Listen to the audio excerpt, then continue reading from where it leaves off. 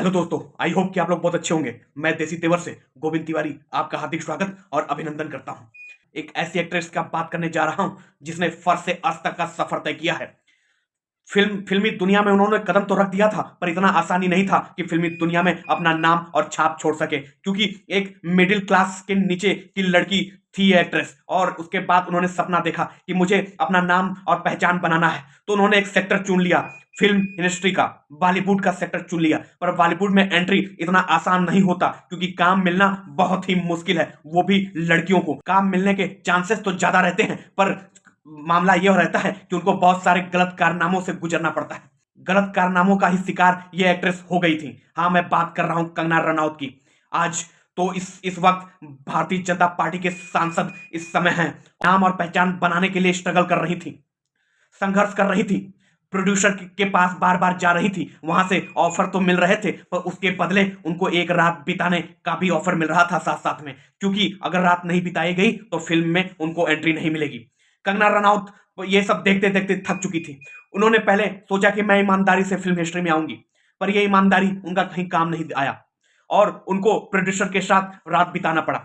उसके बाद जब ये रात बिताने के बाद उनको एक मूवी में छोटा सा रोल मिला। छोटा सा रोल मिलने के बाद उनको एक पहचान मिली। पहचान मिलने के बाद अभी भी वो जो नाम चाहिए, पहचान चाहिए, कंगना रनौत को नहीं मिला। उसके बाद वो कई प्रोड्यूसर के साथ बातचीत हुआ।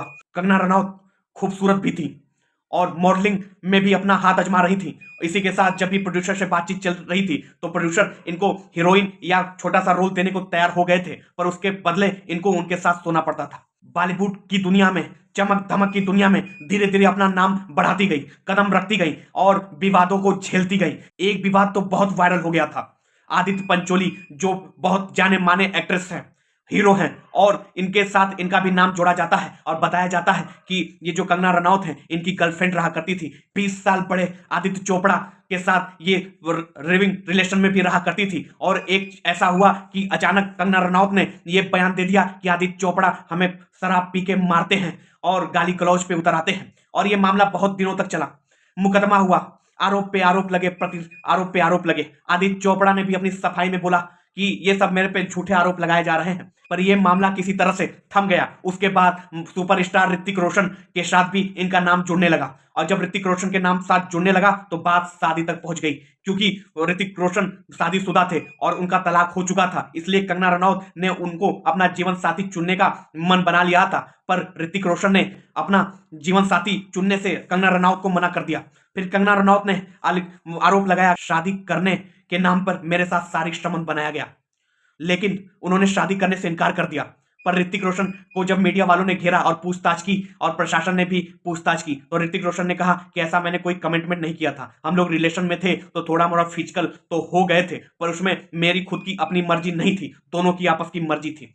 ये देखने के बाद ये भी बयान बहुत दिनों तक चला और ये भी जाके थम गया। बीच में कंगना रनौत ने एक जाने माने प्रोड्यूसर पे बहुत बड़ा इल्जाम लगा दिया। उन्होंने कहा कि जब मैं काम मांगने गई थी तो उसने, प्रोड्यूसर ने मुझे बैठाया और बैठाने के बाद मुझे ड्रग्स पिलाया, और मुझे ये नहीं पता था कि इसमें ड्रग्स मिला हुआ है। ड्रिंक में ड्रग्स मिलाया गया और मुझको पिलाया गया और मैं नशे में हो गई। नशे में होने के बाद मैं विक्षिप्त हो गई, क्योंकि थोड़ा मोड़ा मुझे पता चल रहा था कि मेरे साथ क्या हो रहा है, जाति क्या हो रहा है।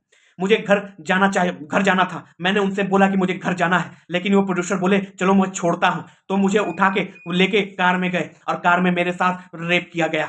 और मैं चिल्लाती रही, चीखती रही, और पर नशे में थी, मैं अपने शरीर को नहीं संभाल रही थी। मेरे साथ घंटों दुष्कर्म किया गया। उनके साथ 2-3 लोग थे, वो भी मेरे साथ दुष्कर्म किए और मेरे घर के बाहर छोड़ दिया गया। और वो हालत थी मेरी कि मैं चल नहीं पा रही थी।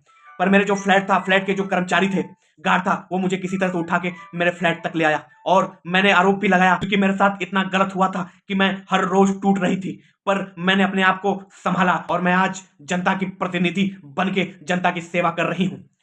ऐसे ही वीडियो को देखने के लिए चैनल को लाइक करें, शेयर करें, सब्सक्राइब करें। मैं मिलता हूं अगले ब्लॉग में, तब तक के लिए जय हिंद, जय भारत।